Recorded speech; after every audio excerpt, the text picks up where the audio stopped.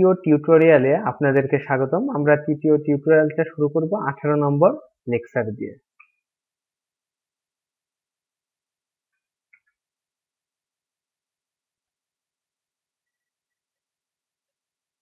এখন এখানে বলছে কি define generalised momentum cyclic coordinate এবং বলছে show that the generalized momentum is conserved only when the corresponding generalized coordinate is cyclic or ignorable। অর্থাৎ generalised momentum conserve করবে যখন সাইক্লিক কোঅর্ডিনেট অর্থাৎ জেনারেলাইজড কোঅর্ডিনেটটা সাইক্লিক হবে। এখন দেখেন কনজারভেটিভ ফোর্স সম্বন্ধে বলার সময় একটা কথা কিন্তু আমি বারবার বলছিলাম যে এই ছাদ আর এই মাটি, এখানে একটা ইট আছে, পরে তুললে এটা পটেনশিয়াল এনার্জি পেল, উপর থেকে আবার নিচে ফেলে দিলাম, এই পটেনশিয়াল এনার্জিকে কাজে লাগিয়ে এটা গতিশক্তিতে রূপান্তর হতে হতে একসময় কি মাটিতে পড়ে গেল, তাই তো? তাহলে দেখেন এই জিনিসটা ধরেন এখান থেকে ছাদের ইটটা এখান থেকে এখানে ফেলেছেন 1 তারিখে আর 2 তারিখে এটা নিচে ফেলে দিলেন আপনি। এখন এই যে একদিন সময়, একদিন মানে কি 24 ঘন্টা, 24 ঘন্টা 24 into 60 minute, 24 into 60 into 60 second. এই জিনিসটা কি সময়ের পরে নির্ভর করে না। আপনি এইটা 1 তারিখে ফেলেছেন, 2 তারিখে ফেলেছেন, এটা আপনি 10 তারিখেও ফেলতে পারছেন। তো এই জিনিসটা বারবার এরকম করে চক্রাকারে ঘুরতে থাকবে। এই জিনিসটা কিন্তু টাইমের পরে নির্ভর করে না। অর্থাৎ খালি কনজারভেটিভ সিস্টেম হচ্ছে চক্রাকার মানে রিসাইকেলেবল, এবং কনজারভেটিভ সিস্টেম কখনো টাইমের পরে নির্ভর করে না, এটা কিন্তু মনে রাখবেন। তো চলেন জেনারেলাইজড মোমেন্টামের সংজ্ঞা লিখি। বলছে consider a conservative system that is a system which the force are derivable from potential function V dependent on position only. অর্থাৎ এই পটেনশিয়াল ফাংশন ভি বা পটেনশিয়াল এনার্জি ভি এটা শুধু পজিশনের উপর নির্ভর করে। দেন এই যে এখানে দেখেন then del L by del q dot j, অর্থাৎ ল্যাগ্রেঞ্জিয়ান যে ফাংশন বা শুধু ল্যাগ্রেঞ্জিয়ান একে কিউ ডট জি অর্থাৎ বেগের সাপেক্ষে ডিফারেন্সিয়েশন করেছে। করলে কি পেয়েছে দেখেন, এই যে এল এর মান কি টি মাইনাস ভি, তাহলে এখানে টি কে একবার এবং ভি কে আরেকবার ডিফারেন্সিয়েশন করতে হবে। এখন ভি যেহেতু শুধুমাত্র পজিশনের ফাংশন অর্থাৎ সরণের ফাংশন, তাহলে বেগের সাপেক্ষে একে যদি ডিফারেন্সিয়েশন করা যায় তাহলে এটা কি হবে, 0 হয়ে যাবে। আর তাহলে টি কে ডিফারেন্সিয়েশন করলে যেটা হয় সেটা হবে। এই যে এখানে এই অংশটা রাখবো, এখানে এই কথাটা লিখেছে যে potential V depends on one position, তাহলে এই অংশটা 0 হয়ে যায়। তাহলে আমরা কি পেলাম, del by del q j is equal to del t by del q dot j. এখন আসেন ডেল এই যে টি টি এর মান কত আমরা জানি, half into M V square, half into M v মানে কি কিউ ডট জে স্কোয়ার। তাহলে এই জিনিসটাকে আমরা কি কিউ ডট জে এর সাপেক্ষে ডিফারেন্সিয়েশন করছি। তো এটাকে ডিফারেন্সিয়েশন করলে কত হবে, হাফ এখানে বসে গেল, এম কনস্ট্যান্ট বাইরে চলে আসলো, কিউ ডট জে স্কোয়ার কে ডিফারেন্সিয়েশন করলে কত হয়, 2 ইন্টু কিউ ডট জে, এই টু কেটে গেল, তাহলে কি থাকলো এম কিউ ডট জে। এখন দেখেন এম কিউ ডট জে মানে কি ভি, তাহলে এম ভি মানে কি মোমেন্টাম না। তাহলে অতএব আমরা কি পেলাম, এই যে del L by del q dot j সমান del L by del q j সমান পি জে অর্থাৎ মোমেন্টাম। এখানে দেখেন কি বলছে, is called generalised momentum or conjugate momentum or canonical momentum. তাহলে জেনারেলাইজড মোমেন্টামের আরো দুইটা নাম হচ্ছে কনজুগেট মোমেন্টাম এবং ক্যানোনিকাল মোমেন্টাম। এখন আপনার প্রশ্ন হতে পারে যে টিজে মানে মোমেন্টাম তো এর আগেও ব্যবহার করেছি, সেখানে আমরা মোমেন্টাম বলছিলাম কিন্তু এখানে জেনারেলাইজড মোমেন্টাম বলছি কেন? এখন দেখেন একজন পুলিশ, সে তো বাংলাদেশের নাগরিক, তাই না? সকল বাংলাদেশি পুলিশই বাংলাদেশের নাগরিক, কিন্তু সকল বাংলাদেশি নাগরিক কিন্তু বাংলাদেশের পুলিশ না।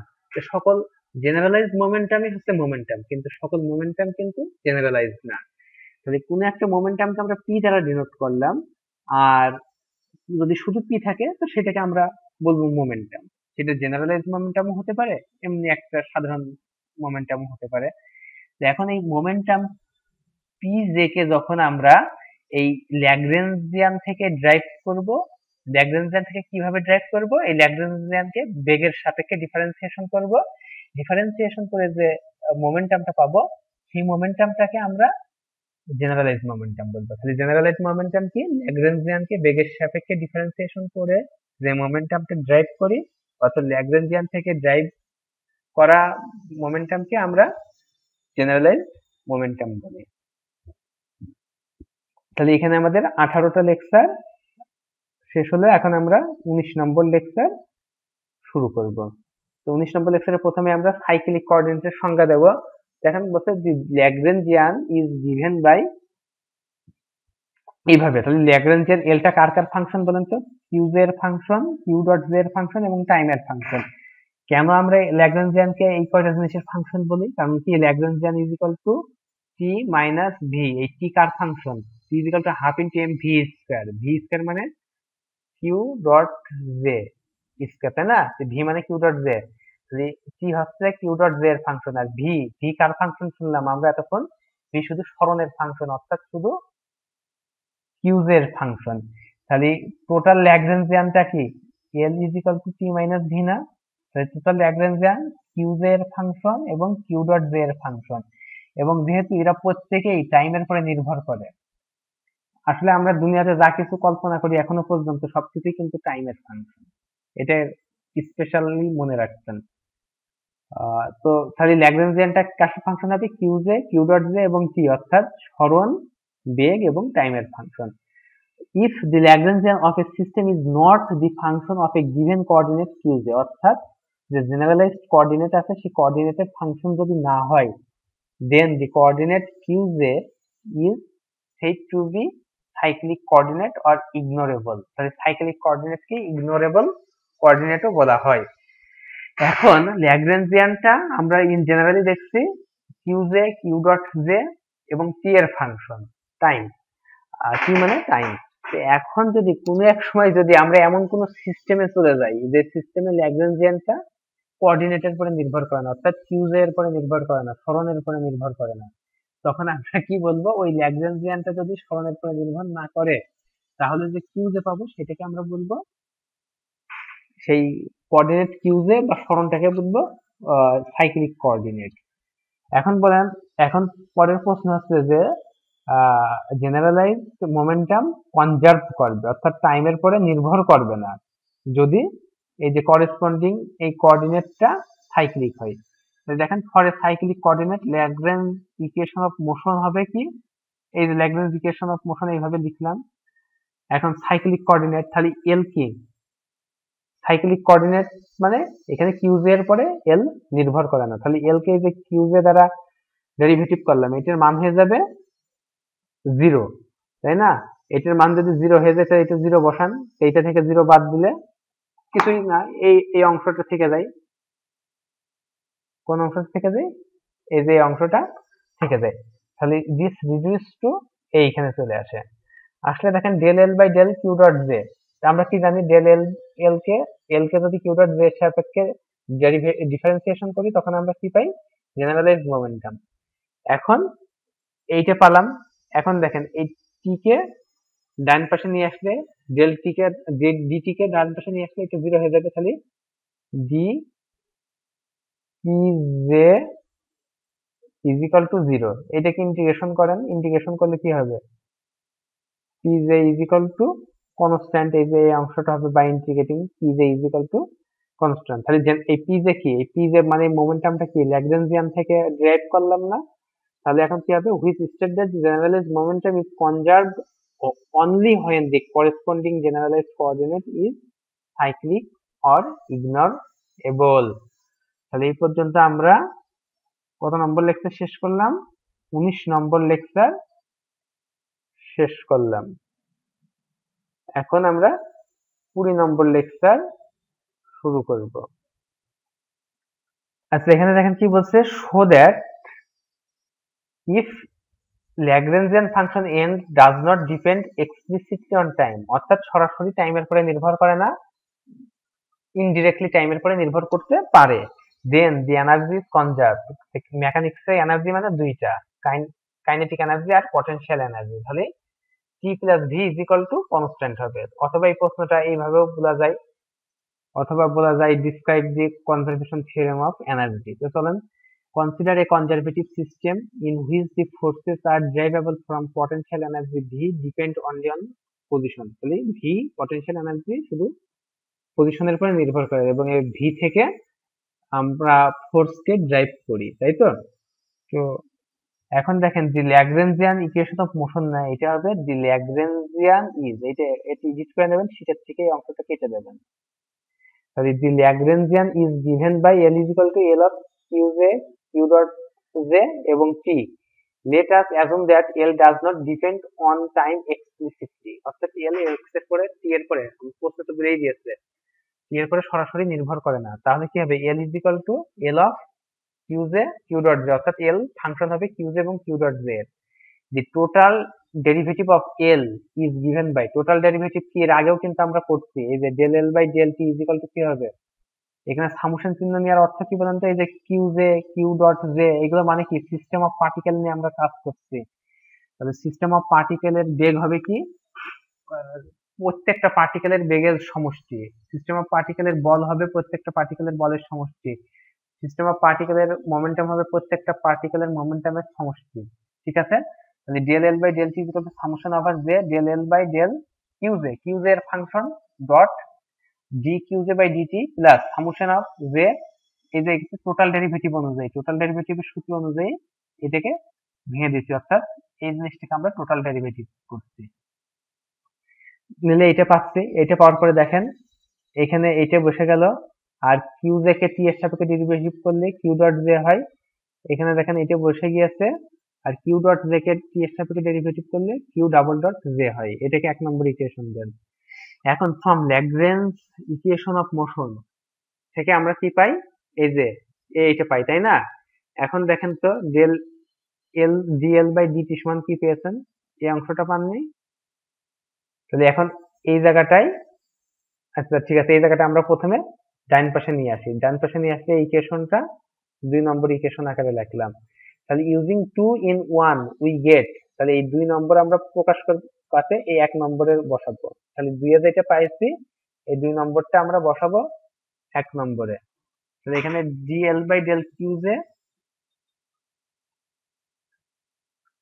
তাহলে এখানে এখন খোঁজেন 1 নম্বর ইকুয়েশনে ডেল, এই যে এখানে দেখেন del L by del q j, এই জায়গাটায় বসিয়ে দেন। তো বসিয়ে দিলে কি হবে, del L by del t 1 নম্বর থেকে পাবো এইটা ডিটি, এই যে del L by del q dot j into q j, summation of del L by del q, এখানে হ্যাঁ ঠিক আছে, এই যে এই জায়গায় কি বসালাম, del L by del q dot j এর জায়গায় বসিয়ে দিলাম এই অংশটা, তাই না? তাহলে এইটা বসিয়ে দেওয়ার পরে আর এখানে কিউ ডট জে এখানে গুণ আকারে থেকে গেল, এটা পেয়ে গেলাম। এখন দেখেন এখান থেকে আমরা কিন্তু এখানে আসছি না, এখানে এমন একটা লাইন লিখেছি যাতে এই লাইন থেকে রিভার্স করে এখানে যেতে পারি। অর্থাৎ এখানে ডিফারেন্সিয়েশন করেন, প্রথমে কিউ ডট জে কে বাদ দিয়ে এই এই অংশটাকে ডিফারেন্সিয়েশন করতে হবে। দেখেন এখানে তাই করছে, আর কিউ ডট জে বাদ করছে, তারপরে আবার কি হবে, প্লাস এই ই কে ডিফারেন্সিয়েশন হবে, দেখেন ই কে আরেকবার ডিফারেন্সিয়েশন করলে কিউ ডাবল ডট জে হবে, আর এই অংশটা বাদ থাকবে, দেখেন এই অংশটা বাদ গিয়েছে। তাহলে আশা করি বুঝতে পেরেছেন যে ক্লাসিক্যাল মেকানিক্স আসলে রিভার্স সুইংটা খুব বেশি ব্যবহার হচ্ছে, যে এই লাইন থেকে এই লাইনে না এসে এমন একটা লাইন এই জায়গাটায় লিখে নিচ্ছে যে লাইনটা থেকে এই লাইনে যেতে পারে। এটা টেকনিক, আমরা যেটা প্রমাণ করবো সেটা প্রমাণের জন্য একটা টেকনিক। তাহলে ইমপ্লাইজ দ্যাট কি হয়েছে বলুন তো, এই জিনিসটাকে এই যে del L by del t কে এবার এই ডাইন পাশে নিয়ে চলে আসছে, আসলে কি হবে, এটা মাইনাস হয়ে যাবে। তাহলে এইটা এখানে লিখলো minus del L by del t is equal to 0। এখন দেখেন কি হয় আমাদের, এই যে ডি বাই ডিটি, তাই না? আর এই যে ডি বাই ডিটি এটা কমন নিয়ে এখানে লিখে দিয়েছে। তাহলে আনকমন থাকলো কি, এই সাম চিহ্ন, এইটা এইটা থাকলো মাইনাস, আর এই যে এল, ঠিক আছে, এটা এখানে লিখে দিয়েছে। এবার এইটা এই ডিটি কে কি, এই ডিটি কে ডান পাশে নিয়ে আসলে ভ্যানিশ হয়ে গেল, খালি এইটা থাকলো কি আমাদের ডি, দেখবেন অর্ডিনারি ডিফারেনশিয়াল ইকুয়েশন করার সময় এরকম কিন্তু ইন্টিগ্রেটিং ফ্যাক্টরিং এ এরকম অঙ্ক থাকে, ডি ইন্টু ডি এত, অর্থাৎ আমরা ইন্টিগ্রেশন অফ ডি এক্স আগেও বলেছি, ইন্টিগ্রেট করলে কি হবে এক্স হবে, অর্থাৎ এই যে ডি এর সাথে যে এক্স আছে সেটা বসে যাবে। তাহলে এখানে এই ডি এর সাথে আছে কি আমাদের বলেন তো, এই যে টোটাল এই অংশটা, এদিকে ইন্টিগ্রেটিং করলে এই টোটাল এই অংশটা এখানে বসে যাবে, is equal two integrating constant, একটা কনস্ট্যান্ট হবে, ইজ ইকুয়াল টু কনস্ট্যান্ট। এই যে এই পর্যন্ত করলাম, আমরা এখানে কত নম্বর লেকচার করছি বলুন তো, এটা আমরা করছি 20 নম্বর লেকচার। তো 20 নম্বর লেকচারটা আমাদের এখানে শেষ হয়ে যায়, আর আমরা এখান থেকে শুরু করি 21 নম্বর লেকচারটা। তাহলে এই যে 21 নম্বর লেকচারে কিন্তু আমরা এতদূর কনস্ট্যান্ট পর্যন্ত করে ফেলেছি। এরপরে দেখেন but del L by del q dot j is equal to এত, তাহলে ওই যে জেনারেল মোমেন্টামের যে অংশটা সেইটা এখানে দেখেন ভি যেহেতু শুধু পজিশনের উপরে নির্ভর করে, তাহলে বেগের সাপেক্ষে ডিফারেন্সিয়েশন করলে 0 হয়ে যাবে। তাহলে এইটা সমান এইটা হবে, আর টি এর মান কত, টি এর মান half into M V square, অর্থাৎ কিউ ডট জে স্কয়ার, একে কিউ ডট জে এর সাথে করলে এইটা পাবো, অর্থাৎ del L by del q dot j is equal to এইটা। এটা হচ্ছে আমাদের 4 নম্বর দেন। তাহলে ইউজিং 4 in 3 উই গেট, দেখেন এই যে del L by del q dot j, এখানে কি বসাবো, M q dot j, M j summation of M j q dot j. ওকে,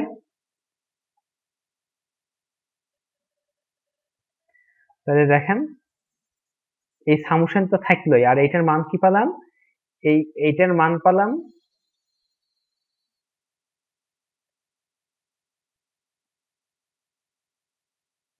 এই যে এইটাই সামুশন অফ জে, এইটা, তাই না, এটার মান পেলাম, তাহলে এটার মান পেলাম কি, এটার মান পেলাম summation over j M j q dot j. এই সাম আর এই সাম একই জায়গায়, যেহেতু দুইটা সাম ব্যবহার হয়েছে এবং দুইটা সামই জে এর উপরে, সাম ওভার জে, তাহলে এখানে দুইটা সামকে একটা সাম আকারে লেখা যায়। তো এখানে দেখেন সেই কাজটি করেছে, দুইটা সামকে আলাদা আলাদা না লিখে একটা সাম লিখেছে। আর এখানে যেহেতু এম কিউ ডট জে আগেই আগেই কিউ ডট জে ছিল, আর নতুন করে আমরা বসাচ্ছি, এই যে দেখেন আবার নতুন করে এম কিউ ডট জে বসাচ্ছে, আর কিউ ডট জে আগেই ছিল, তাহলে এই দুটো গুণ হয়ে কিউ ডট জে স্কয়ার হয়ে যাবে।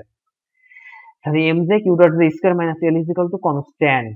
এখন দেখেন আমরা একটা টেকনিক অ্যাপ্লাই করেছি, এই পাশে 2 নিয়েছি আর এই পাশে হাফ নিয়েছি, এই যে এই 2, এই হাফের 2 আর এই 2 কাটাকাটি হয়ে যায় না, তো আমরা কাটাকাটি করবো না, না করে এইভাবে রেখে দেবো।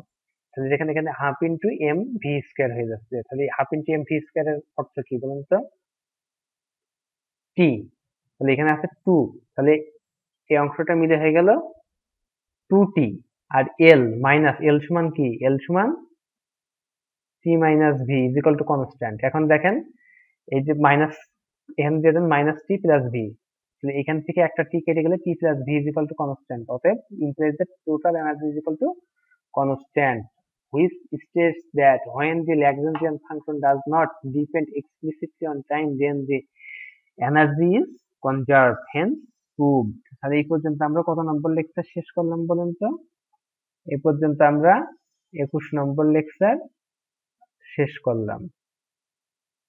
এখন আমরা 22 নম্বর লেকচার শুরু করব।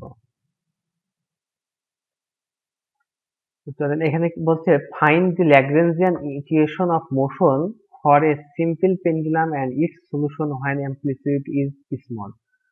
অর্থাৎ আপনারা কিন্তু সিম্পল পেন্ডুলাম অর্থাৎ সরল দোলক কিন্তু সেই ক্লাস 9 থেকে চেনেন, ক্লাস 9 ইন্টারমিডিয়েট। এখন যদি কেউ প্র্যাকটিক্যাল ক্লাসে ফাঁকি দিয়ে থাকেন তাহলে ফাঁকি, এখন তার আপনাদের সেই সরল দোলক দেখানোর সুযোগ নাই। তো ল্যাগ্রেঞ্জিয়ান ইকুয়েশন অফ মোশন মানে যে ইকুয়েশন, মানে সরল সিম্পল হারমোনিক পেন্ডুলামের জন্য যে আপনার ল্যাগ্রেঞ্জ ইকুয়েশন অফ মোশন, সেটাকে আমাদের ফাইন্ড আউট করতে হবে, করে সেই ইকুয়েশনের সলিউশনটা নিতে হবে। শুধু ইকুয়েশনটা না, ইকুয়েশনের সাথে সলিউশনও নির্ণয় করতে হবে। কখন, যখন অ্যামপ্লিটিউড অর্থাৎ সরণ, আমরা যে এই যে বব একটু সরিয়ে এনে ছেড়ে দিতাম সরল দোলকে, সেই ক্ষুদ্র পরিমাণ সরিয়ে আনার ফলে সরল দোলকের যে ল্যাগ্রেঞ্জিয়ান ইকুয়েশন সেইটা এবং এর সলিউশনটা নির্ণয় করবো। তো চলুন, এটা দেখেন এখানে মূল বিন্দু, আর এখানে দেখেন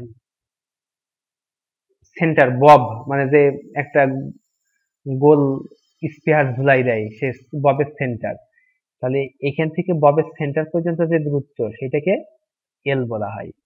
এখন এইটা মনে করেন স্থির অবস্থায় আছে ও বি ও এ পজিশনে। এখন এ পজিশন থেকে আমরা বি পজিশনে নিয়ে গেলাম, তো এই যে এ পজিশন থেকে বি পজিশনে গেল, তাহলে ও বি এর সমান এই যে সুতা আর ববের এই মূল বিন্দু থেকে ববের ভর কেন্দ্র পর্যন্ত দৈর্ঘ্য এল, এটার কি কোনো পরিবর্তন হবে? হবে না, তাহলে এটাও কিন্তু সেই এলই থাকবে। ঠিক আছে। আর এখন এই যে এমটা কি, এই এমটা হচ্ছে ববের ভর, অর্থাৎ এই যে ববটা ঝুলানো আছে সেই ববের ভর। আর এখন এ থেকে বি বিন্দুতে যাওয়ার পরে এখন এই যে বি বিন্দু থেকে ও এর পরে একটা লম্ব টেনেছে, যে লম্বটা ও এ কে সি বিন্দুতে ছেদ করেছে। করলে এখন যে এই যে এখান থেকে এখানে সরালাম, এর কিন্তু কৌণিক সরণ হয়েছে, সেই কৌণিক সরণটা কত? থিটা। এখানে দেখেন বলছে let OA is equal to OB is equal to L be the length of the string and M be the mass of the bob. Let OB taken along Z axis. এখন বলবে OB কে কেন Z axis বরাবর নেওয়া হয়েছে বলেন তো? OB বা OA, OB যদি Z axis বরাবর থাকে OA ও Z axis বরাবর আছে। এখন একটা সরল দোলক কি উপর থেকে নিচের দিকে ঝুলানো থাকে না, তো উপর থেকে নিচের দিকে আমরা Z axis বলি। আর and y axis the horizontal, এখন y axis এর বদলে আপনি x axis কে horizontal ধরতে পারেন, কোনো আপত্তি নেই। যেমন এটা যদি z axis হয়, এটা একটা টেবিল, ঠিক আছে, টেবিলের এটা একটা কর্নার, তাহলে উপর থেকে নিচে একটা সরল দোলক নিলেন, যে সরল দোলকটা যদি আপনি x axis বরাবর দোলান তাহলে আপনি horizontal কে x axis ধরবেন, যদি y axis বরাবর দোলান তাহলে horizontal কে আপনি y axis বরাবর ধরেন। এখন মনে করেন এটা কর্ণ না, টেবিলের কোনা বরাবর এই দাগ, এখন যদি এই দাগ বরাবর দোলান তাহলে এই কর্ণটাকে আপনি একটা এক্সিস ধরবেন, সেটা এক্স এক্সিস ধরতে পারেন, ওয়াই এক্সিস ধরতে পারেন, যা খুশি ধরতে পারেন। তো এখানে এক্সিস আপনি যা খুশি একটা ধরে নিতে পারেন, যে ওই হিসাবে ধরবেন সে অনুযায়ী কাজ করবেন। তো আমরা বব যেহেতু উপরের থেকে সরল দৈর্ঘ্য উপর থেকে নিচের দিকে ঝুলানো আছে, তাই আমরা ওইটাকে জেড এক্সিস বরাবর ঝুলানো বলছি। তাহলে এই যে উপর থেকে নিচের এই দিকটা হচ্ছে জেড এক্সিস, আর এই দিক মানে এটাকে আমরা বলছি y axis. We know the Lagrangian equation of motion, তাহলে এই মোশনটাই যে লিখে ফেলেছি 1 নম্বর ইকুয়েশন দিয়ে, where L is equal to T minus V. আচ্ছা, টি মাইনাস ভি হলো, এখন দেখেন এই যে এই বরাবর তো আমরা ওয়াই নিয়েছি তাই না, আর এই বরাবর নিয়েছি আমরা জেড, তাহলে এখন ওয়াই সমান কি হবে বলেন তো? ওয়াই সমান হবে বি সি। এই যে এ বিন্দু থেকে বি বিন্দুতে গিয়েছে, এটা কি সোজা পথে গিয়েছে? না, এই যে কৌণিক পথে গিয়েছে। কিন্তু রৈখিক সরণটা কত হবে? তাহলে রৈখিক সরণটা হবে বি সি। তাহলে bc y is equal to bc, bc এর মান কত দেখেন তো? এই যে এটা থিটা তাই না, এটা লম্ব, আর এটা হচ্ছে ভূমি, আর এটা অতিভুজ, তাহলে BC is equal to L sine theta, অর্থাৎ sine theta is equal to কি? লম্ব, লম্ব বাই অতিভুজ, তাহলে অতিভুজ হচ্ছে বিসি, সরি লম্ব বাই অতিভুজ, হ্যাঁ লম্ব বাই অতিভুজ, তাহলে লম্বটা হচ্ছে বিসি, তাহলে আর বিসি এর মানে কি? ওয়াই, তাহলে এই ওয়াই ইজ ইকুয়াল টু কত হবে? এল সাইন থিটা, অর্থাৎ আপনার sine theta is equal to কত? ওয়াই বাই এল। তাহলে ওয়াই এর মান কত হবে এখান থেকে দেখেন তো? এখান থেকে ওয়াই এর মান y is equal to L sine theta হবে। এখন ওয়াই কে টি এর সাপেক্ষে ডেরিভেটিভ করলে কি হবে? Y dot is equal to l constant বাইরে চলে গেল, সাইন থিটাকে ডেরিভেটিভ করলে কস থিটা, তাহলে আবার থিটাকে আবার টি এর সাপেক্ষে ডেরিভেটিভ করতে হবে, কারণ সাইন থিটাকে কার সাপেক্ষে ডেরিভেটিভ করছে? টি এর সাপেক্ষে, তাহলে সাইন থিটাকে করলে কস থিটা, আর আমরা যদি এখন থিটা এর সাপেক্ষে করতাম তাহলে কিন্তু সাইন থিটাকে ডেরিভেটিভ করলে কস থিটা লিখতাম, কিন্তু এখানে আমরা ডেরিভেটিভ করছি কার সাপেক্ষে? টি এর সাপেক্ষে, তাহলে সাইন থিটাকে ডেরিভেটিভ করলে হবে cos theta into d theta by dt, তাহলে ডি থিটা বাই ডিটি মানে কি? Theta dot. ঠিক আছে। এখন দেখেন জেড, জেড সমান কি? ওসি, জেড সমান হচ্ছে ও, এই যে জেড সমান হচ্ছে ও থেকে এই সি পর্যন্ত দূরত্ব, ও থেকে সি পর্যন্ত দূরত্বটা কি? এল কস থিটা। তাহলে এখন দেখেন এটা যদি cos থিটা হয়, cos থিটা সমান আমরা কি জানি, cos theta is equal two ভূমি বাই অতিভুজ। ভূমি মানে কি, ওসি বাই এল। তাহলে এই ওসি এর মান কত, ওসি এর মানই হচ্ছে আমাদের জেড। এখান থেকে দেখেন কি পাই, জেড এর মান কত পাই, Z is equal to L cos theta পাই। তাহলে এটাকে আবার টাইমের সাপেক্ষে ডেরিভেটিভ করেন, তাহলে Z J dot is equal to, তাহলে এল এখানে থেকে গেল, এই এল এখানে থেকে গেল, কস থিটাকে করলে মাইনাস, এই যে এই মাইনাস সাইন থিটা হলো, আবার থিটাকে ডেরিভেটিভ করতে হবে টি এর সাপেক্ষে করলে কি হবে, থিটা ডট। তাহলে টি, এখন দেখেন আমরা কি দিছি, এক নম্বর ইকুয়েশন এটা দিয়েছি যেখানে where L is equal to T minus V. তাহলে এল এর মান আমরা এখানে বসাই দেবো, টি মাইনাস ভি আকারে বসাই দেবো। তাহলে টি মাইনাস ভি, তাহলে এল এর মান যখন এখানে বসাবো, তাহলে এল এর মানটা আমাদের নির্ণয় করতে হবে। এল এর মান নির্ণয় করতে হলে আমাদের আগে টি এবং তারপর ভি এর মান নির্ণয় করা লাগবে। তাহলে টি ইজ ইকাল টু কি, half into M V square. Okay, আর এখানে দেখেন ডাইন পাশে কিন্তু লিখে দিয়েছে থিটা ডট মানে কি, আর এখানে দেখেন ভি, আপনার ভি মানে কি, d r by d dt না, ডি আর বাই জিটি মানে ভি। আর আর মানে কি, আর মানে অবস্থান ভেক্টর। এখানে আর অবস্থান ভেক্টর, এখানে কি আমরা কি এক্স এক্সিস নিছি, এক্স এক্সিস কে নিয়ে নি এখানে। আপনি চাইলে ওয়াই এর জায়গায় এক্স নিতে পারেন, জেড এর জায়গায় এক্স নিতে পারেন, আপনার যে কোনো ভাবে খুশি নিতে পারেন। খালি আপনি যেভাবে এক্সিস ধরে নেবেন সেভাবে, যদি এক্স এক্সিস এবং ওয়াই এক্সিস নিয়ে কাজ করতেন তাহলে আপনি এক্স এবং ওয়াই নিয়ে কাজ করতেন এখানে। বোঝা গেছে? আপনার যেভাবে খুশি আপনি এক্সিস ধরতে পারেন। তো আমরা এখানে জেড এবং ওয়াই এক্সিস নিয়ে কাজ করছি। তাহলে অবস্থান ভেক্টর হবে, আর এর অবস্থান ভেক্টর হবে কি, এক্স এক্সিস যেহেতু নেই, তাহলে ওয়াই এক্সিস এবং জেড এক্সিস আছে, তাহলে হবে ওয়াই জে হ্যাট, এটা একটু ঠিক করে নেবেন, এবং জেড কে হ্যাট, অর্থাৎ ভেক্টর রাখে Y J hat plus Z K hat. ঠিক আছে, তাহলে এই আর, আর এর মান পেলাম এইটা। তাহলে আর স্কয়ার এর মান কত হবে বলেন তো, আর স্কয়ার এর মান হবে এইটার সাথে, সরি এটার সাথে এটা, আর স্কয়ার মানে কি, আর ডট আর, আর স্কয়ার মানে আর ডট আর, অর্থাৎ আর এর সাথে আর এর ডট প্রোডাক্ট। তাহলে এখানে যদি ডট প্রোডাক্ট করি, Y J plus Z K, dot প্রোডাক্টের নিয়ম কি, I J J K, K I এগুলো সব জিরো হয়ে যাবে, শুধু I I J J K K এর মান ওয়ান হয়। তাহলে এটার মান হবে ওয়াই জে স্কয়ার প্লাস,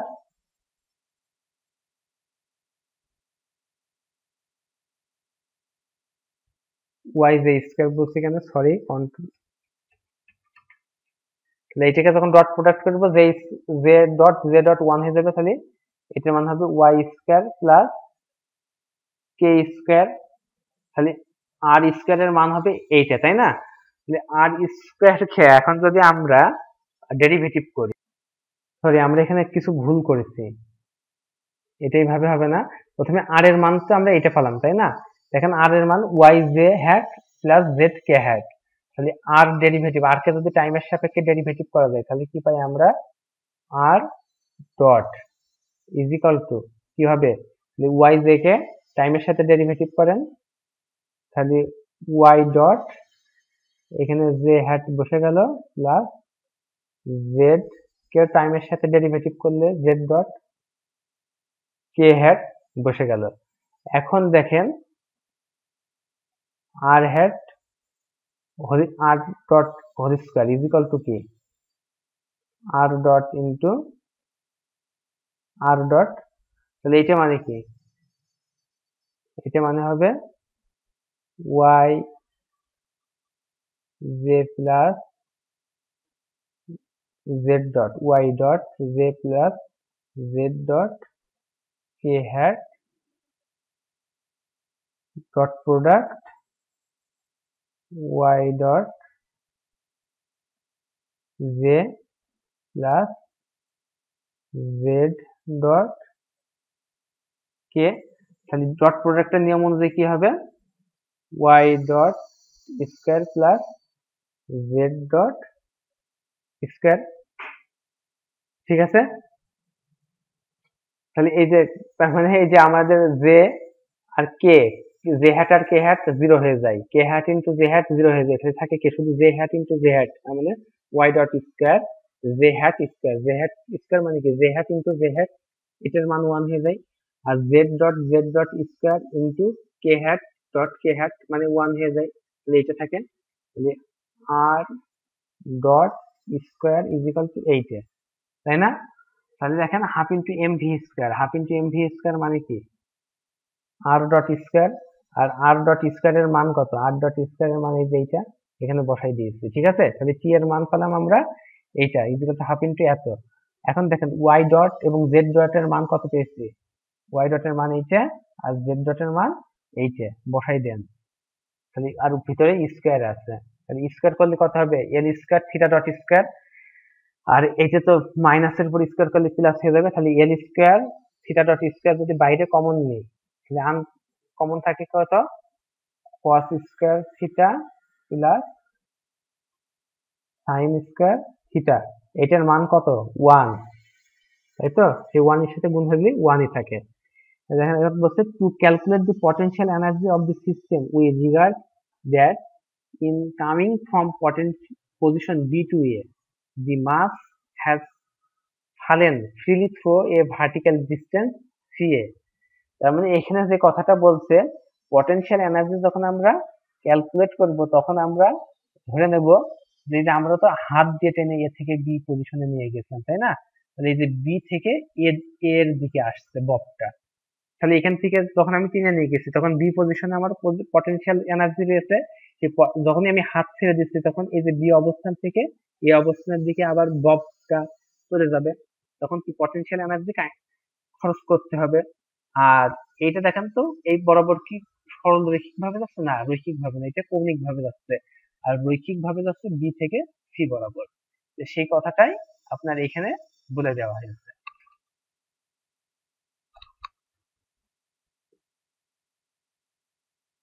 এই যে এই জায়গাটায় সেই কথাটা বলা হয়েছে।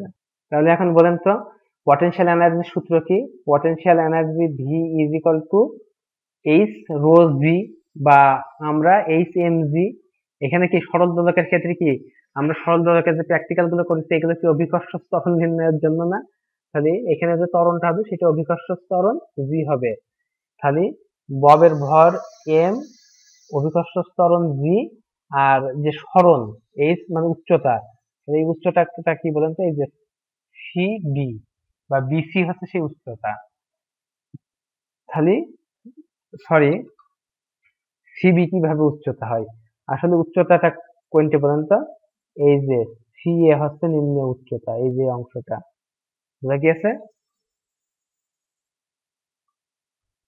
এই সি থেকে এ হচ্ছে নিম্ন উচ্চতা, এই যে সি থেকে এ হচ্ছে আপনার নিম্ন উচ্চতা, তাহলে এই যে এইখান থেকে এ থেকে যখন বিতে যাচ্ছে তখন কি এই বকটা কি জেড এক্সিস বরাবর কি এই যে এ অবস্থান, এটি বি অবস্থান, এই অবস্থান থেকে বি অবস্থানে উপরের দিকে জেড এক্সিস বরাবর উপরে উঠলো, যখন ছেড়ে দেওয়া হবে তখন এটা আস্তে আস্তে নিচের দিকে আসবে, তার মানে কি এই অবস্থান থেকে আবার আস্তে আস্তে নিচের দিকে পড়বে।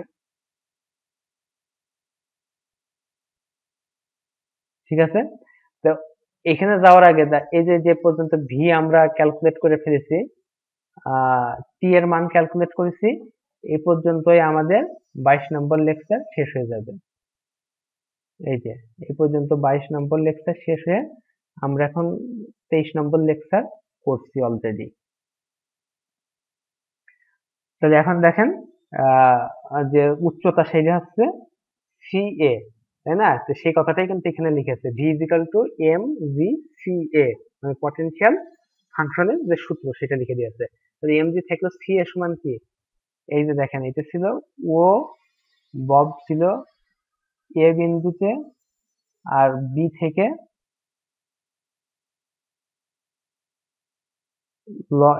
ববের ভর ছিল এম, আর বি থেকে ও এর পরে লম্ব টানলে সেটা সি বিন্দুতে স্পর্শ করছিল, তাহলে এস সি এ, এই সি এর মান কত হবে?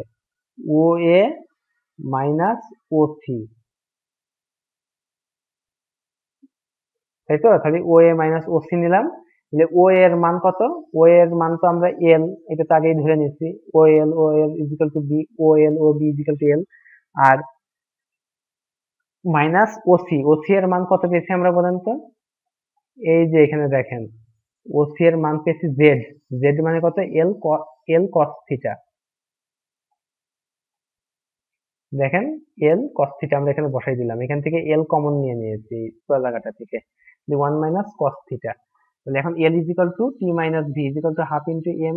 এই যে টি এর যে মানটা এখানে পেয়েছি, এই যে এই মানটা, টি এর এই মানটা এখানে বসাই দিলাম। আর ভি এর যে মানটা পেয়েছি সেই মানটা এখানে বসিয়ে দিলাম। তাহলে এখন দেখেন, আমাদের কিন্তু নির্ণয় করতে হবে এই সরল দোলকের ক্ষেত্রে এই ল্যাগ্রেঞ্জের ইকুয়েশন অফ মোশন। তাহলে এখন দেখেন আমাদের কি নির্ণয় করতে হবে? এই অংশটা নির্ণয় করতে হবে, এল এর মান যেহেতু নির্ণয় হয়ে গেছে, এই অংশটা নির্ণয় করতে হবে আর এই অংশটা নির্ণয় করতে হবে। নির্ণয় করে 1 নম্বর ইকুয়েশনে বসাই দিতে হবে। তো চলেন এখানে দেখি, del L by del theta সমান কত হয়। এখন একটা জিনিস খেয়াল করেন, যে এই যে কিউ ডট জে লিখছিলাম আর কিউ জে লিখছিলাম, এই কিউ ডট জে এটা কি সরণ, তাই না? সরণ বা জেনারেলাইজড কোঅর্ডিনেট। তো এখানে জেনারেলাইজড কোঅর্ডিনেট যে সরণটা, সরল দোলকের ক্ষেত্রে আমাদের সরণটা কি? থিটা, অর্থাৎ কৌণিক সরণ থিটা হচ্ছে আমাদের সরণ। আর কিউ জে দ্বারা এমনি রৈখিক সরণ বা এক্স ওয়াই জেড দ্বারা রৈখিক সরণ নির্ণয় করা হয়। তাহলে এই যে যে কিউ জে এটা হচ্ছে সরণ, এই সরণটা হচ্ছে কৌণিক সরণ থিটা, তাই না? তাহলে আমাদের কিন্তু সরল দোলকের ক্ষেত্রে তাহলে এখানে কি হবে? থিটা জে ডট, এখানে হবে থিটা জে। আপনারা এইভাবে লিখে রাখলেও লিখতে পারেন, মানে যেভাবে শীটে লেখা ছিল সেভাবেও লিখতে পারেন, অথবা কিউ ডট জে এবং কিউ জে এর জায়গায় থিটা ডট জে, থিটা জেও লিখতে পারেন, আপনাদের যেভাবে ইচ্ছা লিখতে পারেন। আহ তো লাস্টে এখানে এসে দেখেন এল কে এখন থিটা ডট জে এর সাথে ডিফারেন্সিয়েশন করলে কি হবে? এই যে এটাকে ডিফারেন্সিয়েশন করে এখানে বসিয়েছে আর এটার মান 0 হয়ে গেছে। আবার ডেল এল কে ডেল থিটার সাপেক্ষে ডিফারেন্সিয়েশন করলে কত হবে? এইটার মান হয়ে যাবে 0, তাই না? এই অংশটা ভ্যানিশ হয়ে যাবে। আর এটাকে ডিফারেন্সিয়েশন করলে এই দেখেন এটা পাবেন। এখানে মাইনাস মাইনাস বসে গিয়েছে, এমজিএল কনস্ট্যান্ট আকারে বসে গিয়েছে। এই যে 1 কে ডিফারেন্সিয়েশন করলে কি হয়? 0 হয়ে যায়। আর cos থিটাকে করলে মাইনাস সাইন থিটা, আর এই মাইনাস আর এই মাইনাসে প্লাস হয়ে যায়, তাহলে প্লাস সাইন থিটা। এটাকে ডিফারেন্সিয়েশন করবেন, করলে দেখবেন এই জিনিসটা পেয়ে গিয়েছেন। তাহলে এখন বলছে ফ্রম ইকুয়েশন 1 উই গেট, দেখেন এটা পেয়েছে। তাহলে এখন দেখেন, আমি বলছিলাম এটা রেখে দিলে রেখে দিতে পারেন, আসলে তা না। We know the Lagrangian equation of motion, এখানে কিন্তু লিখে দেবেন, এই জিনিসটা খেয়াল করেন, এখানে লিখবেন we know that the Lagrangian equation of motion for simple pendulum is, the Lagrangian equation of motion for simple pendulum is, এখানে করবেন কি? এই যে ডেল কিউ ডট জে এর জায়গায় এখানে লিখবেন শুধু ডেল থিটা ডট, আর ডেল কিউ জে এর জায়গায় লিখবেন ডেল থিটা, মনে থাকবে? তাহলে ল্যাগ্রাঞ্জিয়ান ইকুয়েশন অফ মোশন হবে d by dt into del L by del theta dot minus del L by del theta is equal to 0। এটা হবে 1 নম্বর। তাহলে দেখবেন we know that the Lagrangian equation of motion for simple pendulum is, এই 1 নম্বরটা। তারপরে দেখেন এই মানগুলো, এই del L by del theta dot del L by del থিটার মান 1 নম্বরে বসাই দিয়েছে। 1 নম্বরে কি আছে? এইটা। তাহলে এই মানগুলো বসাই দেন। তাহলে এখানে এই মানটা বসিয়েছে আর এখানে এই মানটা বসিয়েছে। এই মানটা কি ছিল আমাদের দেখেন তো? মাইনাস মান ছিল না? মাইনাস মান, আর এখানে আরেকটা মাইনাস আছে, তাহলে এই মাইনাসে মাইনাসে হয়ে গেল প্লাস। বসাই দেওয়ার পর এইটাকে আবার টি এর সাপেক্ষে ডিফারেন্সিয়েশন করতে হবে। তাহলে এম এল স্কয়ার কনস্ট্যান্ট, তাহলে এম এল স্কয়ার বাইরে চলে গেল। থিটা ডট কে ডিফারেন্সিয়েশন করলে টি এর সাপেক্ষে থিটা ডাবল ডট হয়, এটা হয়ে গেল।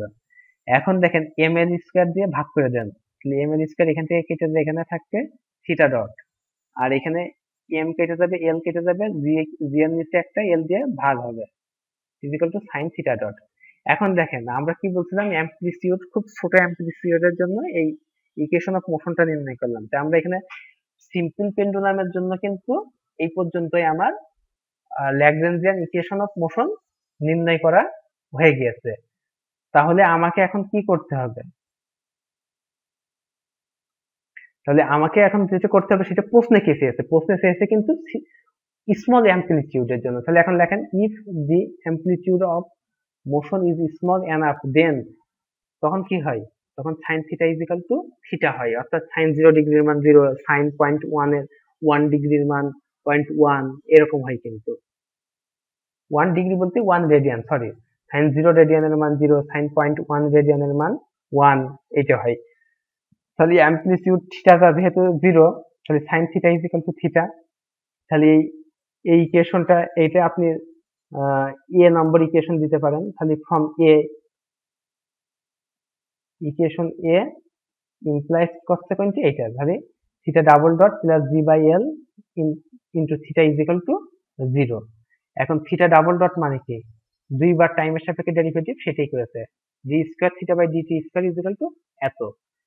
এখন দেখেন যখন এইটা করবে, এইটাই কিন্তু which is the equation of motion.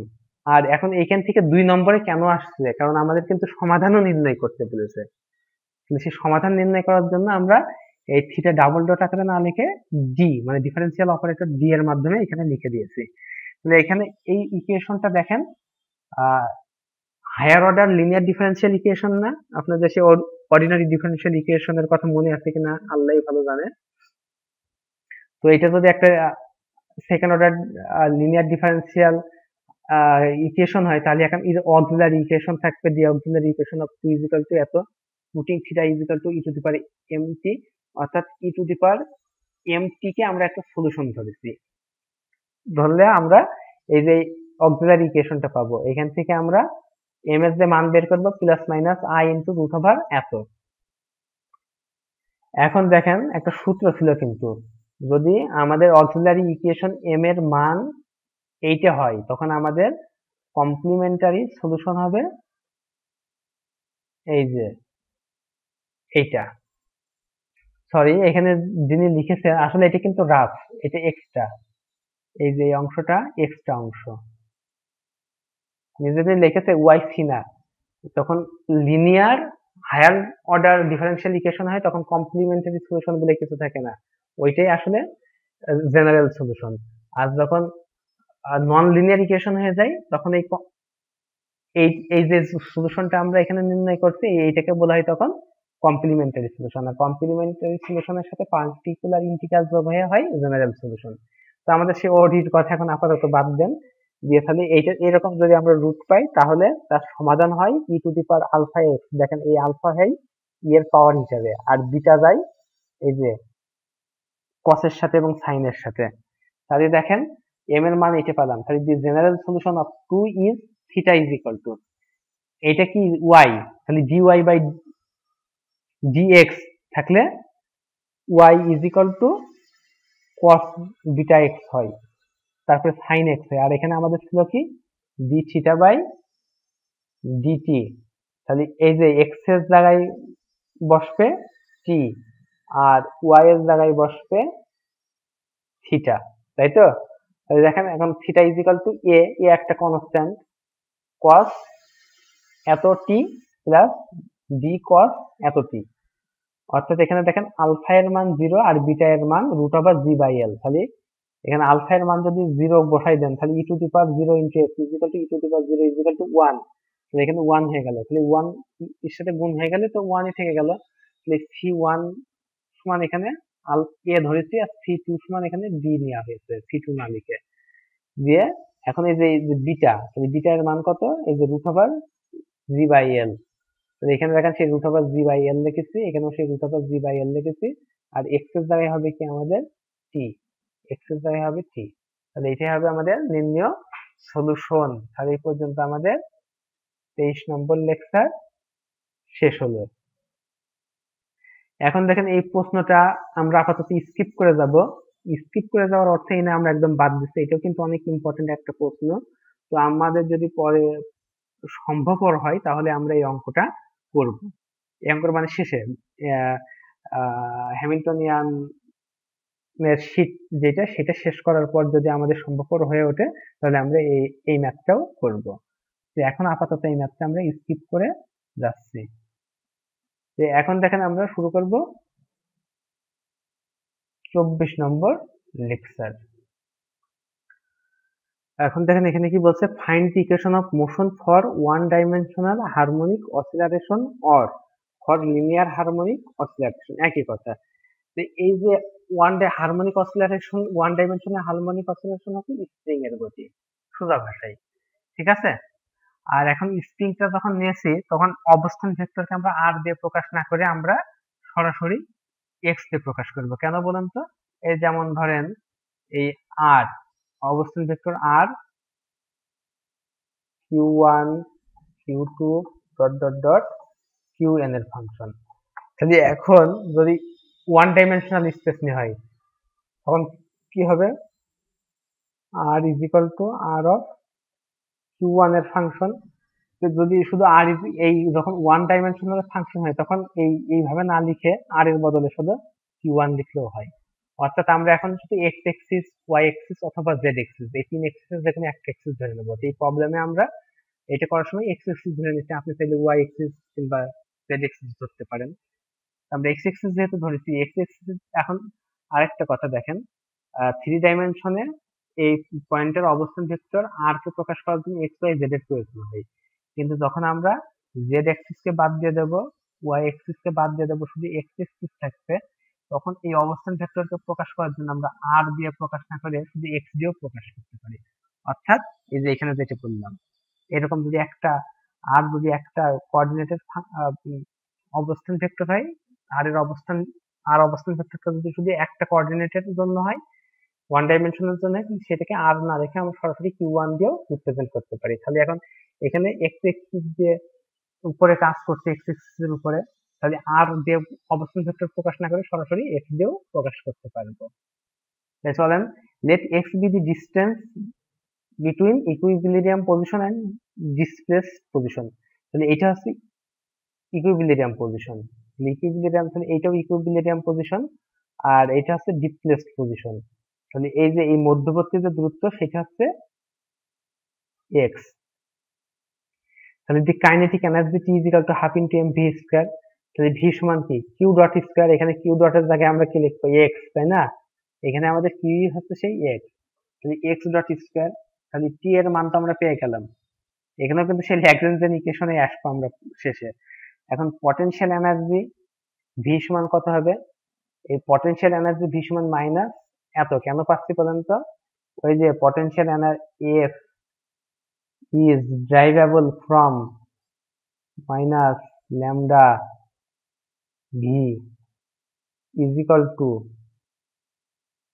dv by, এখানে মাইনাস থেকে গেল dr। এখন দেখেন আমাদের এই আর না লিখে আমরা এখন শুধু ওয়ান ডাইমেনশনে কাজ করছি, তাই কি লিখবো, dv by dx। তাহলে আর এর পরিবর্তে শুধু x লিখবো। তাহলে এটি ইজ ইকুয়াল টু কত হবে, f dx is equal to minus dv। এটাকে ইন্টিগ্রেশন করে দেন, ইন্টিগ্রেশন করে দিলে কত হবে, এটাকে dv এটার ইন্টিগ্রেশন মান হবে মাইনাস ভি। এখন মাইনাস ওয়ান দিয়ে গুণ করে দিলে এটা হবে প্লাস, আর এই পাশে হিসেবে মাইনাস, তাহলে V is equal to minus integration of F dx. তাহলে potential energy V is equal to minus integration of F dx. কিভাবে পালাম সেটা কিন্তু আমি এখান থেকে এই পর্যন্ত দেখালাম। এখন দেখেন, by Hooke's law f is proportional to the displacement but in opposite direction. তাহলে ডিসপ্লেসমেন্ট কোথায় হচ্ছে বলেন তো, এই ডিসপ্লেসমেন্টের দিক কিন্তু এই দিক, অর্থাৎ স্প্রিং এর উপরে বল প্রয়োগ করে স্প্রিং ছেড়ে দেওয়ার পরে স্প্রিংটা যেই দিকে যাবে সেটা হচ্ছে আমার সরণের দিক, মনে থাকবে? তাহলে আমি যখন স্প্রিংটা এখান থেকে শক্তি প্রয়োগ করে টেনে এখানে নিয়ে আসছি, এটা কিন্তু আমার সরণের দিক হবে না, আমাদের সরণের দিক হবে স্প্রিংটা যখন আমরা ছেড়ে দেব তখন যেই দিকে যাবে সেই দিকটা হবে আমাদের সরণের দিক। তাহলে বল প্রপোর্শনাল টু এক্স, সরণ যত হবে বল তত বেশি প্রয়োগ হবে, আর এর বলের দিক হবে এক্স এর বিপরীত দিক। অর্থাৎ দেখেন এক্স যেহেতু স্প্রিং ছেড়ে দেওয়ার পরে স্প্রিং যেহেতু এই দিকে যাচ্ছে, তাহলে আমরা বল কোন দিকে, এদিকে প্রয়োগ করিনি, তো সেইটা এখানে বলা হচ্ছে। Implies that x is equal two K x, যেখানে কে হচ্ছে, এই যে কে হচ্ছে স্প্রিং কনস্ট্যান্ট। তারপরে দেখেন দেন এফ, এই যে এই জায়গায় হচ্ছে এফ এর মান বসাই দিয়েছে, এটা বসাই দিলে কত হবে, half into k x square plus C.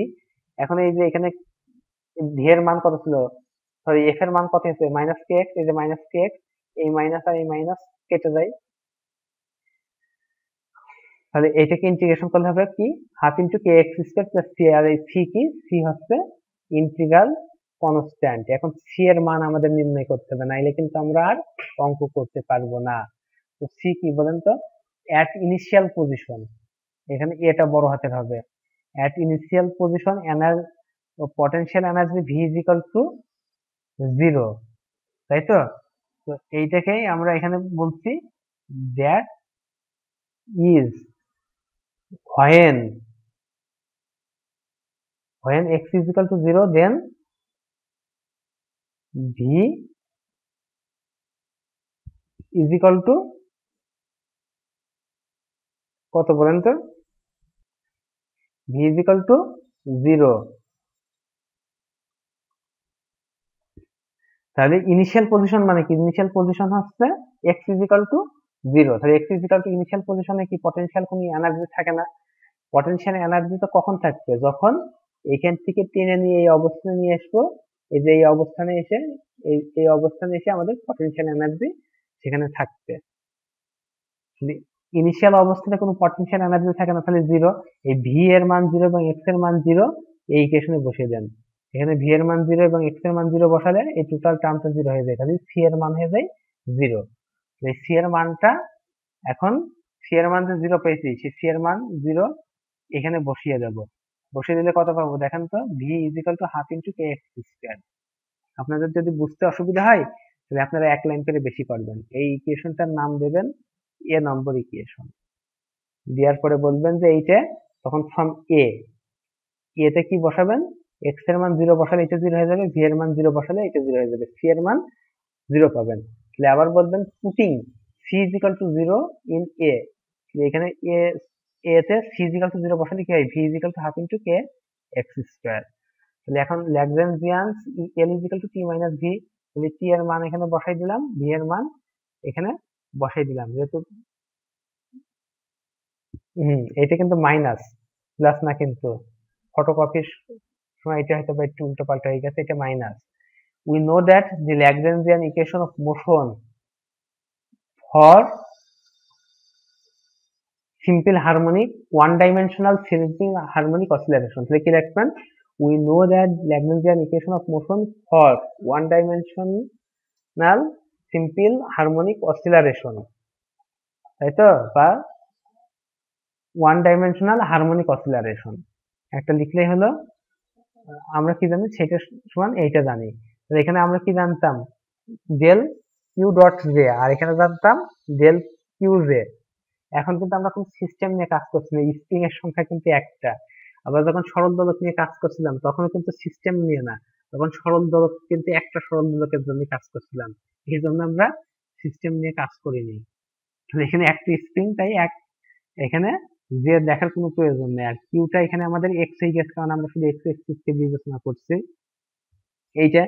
তো এখন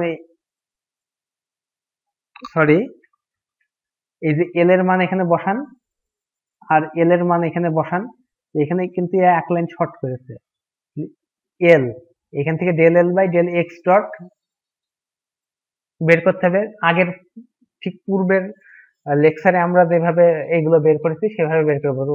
পূর্বের লেকচারে কি বের করছিলাম, del L by del theta dot, del L by del theta, আর এখানে del L by del x dot del L by del x.